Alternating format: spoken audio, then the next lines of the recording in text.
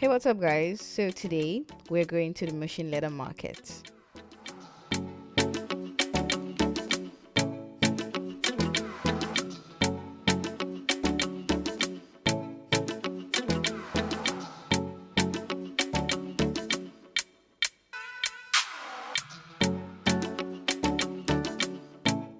To a Nigerian market. Number one is you have to carry a bag with a zipper. It doesn't have to be a fancy or solid bag like this. It could be a regular tote bag, a fabric bag, but you need something that can zip shut like this. I mean, sometimes people get their bags picked and it's only when you get home you realize something has been taken or when you want to use that thing. Okay, so first thing that goes in my bag obviously is my wallet, my phone, just the basic essentials. I like to write on a paper in case my phone dies. I'm old school like that.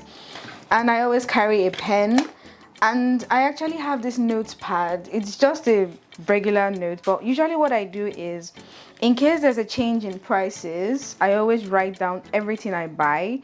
So this would actually help me to modify my budget next time I'm going. So I always have a small note like this.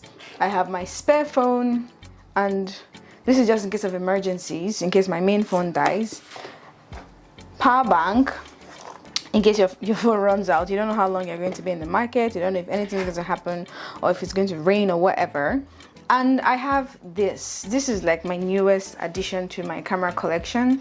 I actually had somebody suggest it for me. It's a really small pocket camera because I have no plans ever of taking my mirrorless camera, either of them, to the market. So I had to get this pocket camera.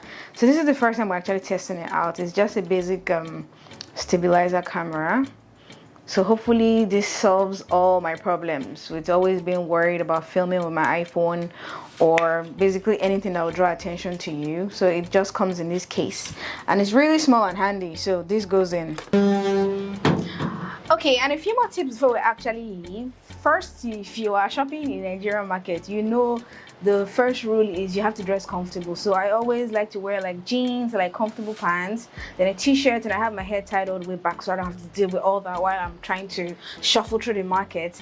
And my personal favorite, this is my market slippers. It's soft soled, it's super comfortable. This means that I can shop for as long as I want to without having to deal with like sore feet or anything.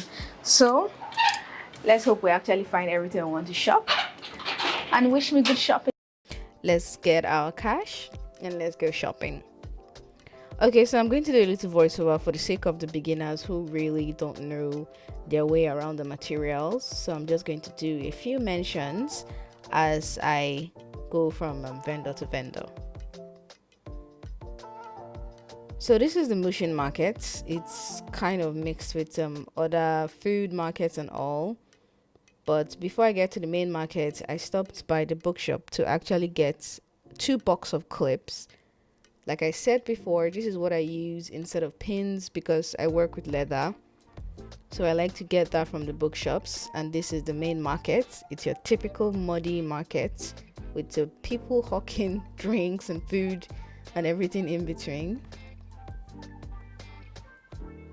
So first I stopped at this lady's stand to get a bunch of small items like rulers, punch, brushes, and a bunch of other things I need for my home studio. Then next I moved to the next vendor. Here I wanted to buy a self-healing cotton mat. So this is actually something you can also get in this market too. So if you're interested, you can actually find this person on Way Street in Mushin Market. He had 2 sizes, so I didn't get this one obviously because my current table is a little smaller. So I'm opting for the A2 size instead of this. This is A1 that this boy is holding.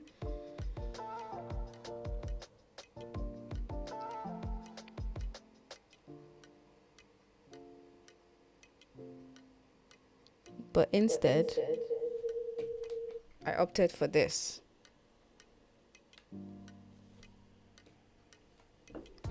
So next we're going to get some synthetic leather. This is off Ladipo Street. I'm going to pin the locations for you guys. So for the people that ask about embossed leathers and patterned synthetic leathers, no, we don't make it ourselves. We just go to the vendors and this is how they sell it, and you just buy them in yards. You just buy the amount you need, nothing more, nothing less. And they usually have like a ton of choices. And I just stopped in this one person because I wanted to get a few patterns before I moved to this next person who sells just plain. So this is the synthetic material area 2. The street is actually called Agbongbong. I had to walk all the way down to find this light brown plain synthetic leather. Let's call it that. Some people call it material, but I call it synthetic leather of faux leather of vegan leather. So just a tip for people that actually want to go and buy materials like this. They are obviously going to wrap it like this, so it's going to be easy to carry, but please, when you get to your studio, always untie the bundle so you can let your materials breathe. So this is one of my last stops before I leave the market. I came to pick up some threads because obviously I don't have any in my home studio. So here I got nylon threads from my vendor. And for the people that ask about stiffeners, so I'm buying chipboard only, but if you look at the other things they have on display, the colorful ones, that's also foam. And there on the floor is actually carry board. So these other ones are for people that do shoes, but we don't really deal with that, so I never really touch anything on this side. So lastly, I stopped at one of my vendors too to get this set of punches, and I had to go back to the studio before getting home to drop off some of the materials that I bought because everything wasn't just for me. So as you can see, it's a mess because they've been working like overtime for the last few weeks, but I just wanted to drop a few items for them before heading home. At this point, I'm already tired, like I am exhausted. Too much waka. So just to show you guys the synthetic materials I got. I'm not taking all of them with me. I have to drop some of them here because we have orders to clear. So what do you guys think of these choices I made? You can let me know in the comment section what you think of the color, or if there's any color you would actually want to see us make in future tutorials on this channel.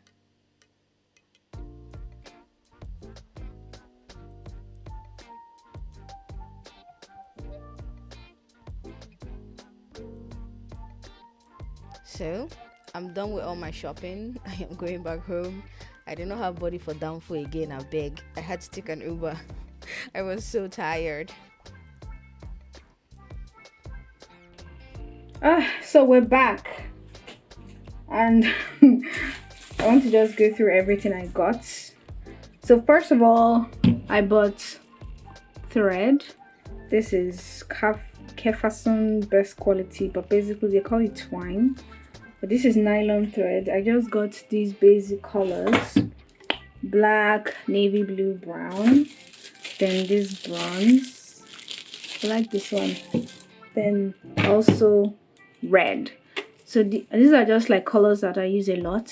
So I figure that as I do more tutorials and more videos, then I could get more colors. So next is some small tools. I bought a bone folder. I got it in the market it was 3,000 naira. Same for this wheel cutter. I already had the normal breakable blades, but I wanted a round cutter. These ones that make it easy to do straight lines. Okay, I bought a set of punches from 1/8 to 3/4 inch. I don't know how they do this, but basically I bought the whole set from the small ones up to the big ones, and these are ranging from fixing your rivets and buttons up to fixing the eyelets, big eyelets.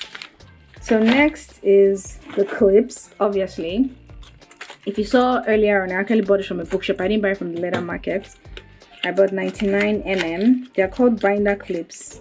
I actually got this small one for 350 naira, Oh, I didn't mention I got the punches for 6,000 naira for the whole set.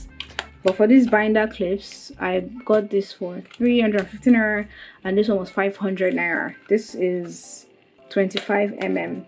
So next is a small hammer. Usually they just sell these conventional hammers, but basically you want something with a very smooth face. So when you're folding, you don't scratch your leather. I already have a scissors, but I like to have two just because. So I bought this silver one for, I think it was 4,000 naira. So I bought this Polymar punching board. I got this one for about 800 naira. And next is the rulers. So I like to have the different sizes. So there's the 30 centimeter ruler, and there's the 1 meter ruler, the very long one. So if you're cutting straps, this is what you should use. I always advise people to use the 1 meter. So if you're not sure, you can look at it. It's 100 centimeter. In case you are going to buy yours, you could ask for the 1 meter or 100 centimeter ruler. This is as long as it gets, and no matter what you're cutting, this will always be long enough. Okay, so I like to use this. In fact, it's still in the wrap set. It's still wrapped. But this is called a right angled ruler. The one I used to have before was smaller, but this one is bigger. Okay, let me say it's in inches here. It's 16 inches by 24 inches. So this is my own secret to cutting perfect squares and circles when you already have the 90-degree set for you and you don't end up cutting slanted projects. Okay, for those who do not know, if you see any gum that looks like this, I just poured a little from the one that we have, like the big 3 kg gallon in the studio. I just sort of poured myself about half of a 75 cl. So I want to start with this. Maybe when I start making more tutorials, then I can now get my own gallon. But this is how it looks like. It's kind of creamy, like custard. So last but not the least, my favorite thing I was looking forward to getting. This is the A2 cotton mat.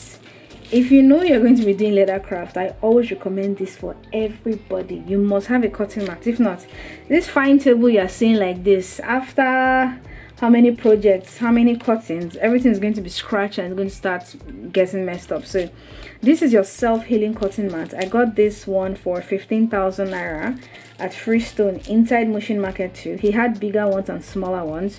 So if you're considering this, if you're in Lagos and you're considering this, you can actually check them out. They have the A1, which is basically 2 times this one. If you want to, okay, this is 43 centimeter by 58. I don't know if it looks bigger or smaller, but this is a cotton mat. I'm going to unpack everything very soon. And for our synthetic leathers, I got this one. So this is what we're going to use to do our tutorials. So this one is kind of print on. They printed the python, like the snake pattern on it, but it's still kind of textured. You can see. So they're trying to like mimic the scales, but this is synthetic. This is not real. So the second one I got, I dropped the other ones in the studio. That's in the main studio. So the second one I got is this very thick. Because of the kind of bag I want to make, that is why I opted for this thick one. But it's just smooth. It's just smooth. It's like tan, kind of. So, but I wanted it to be very thick because you'll be able to see what I'm going to use on to make. I want to make a basket tote bag. So this is everything I got. I don't know if I missed it. Oh yeah, and I just got like a regular paintbrush. That's for applying our contact adhesive. So what do you guys think about my trip? Are you going to be visiting the market soon? I would really like to hear from you guys on this. I guess maybe with more trips, when I'm going to buy other things, I would always take my camera with me to just take content. And hopefully we get to build a community of bag makers that know the way to Mushin markets.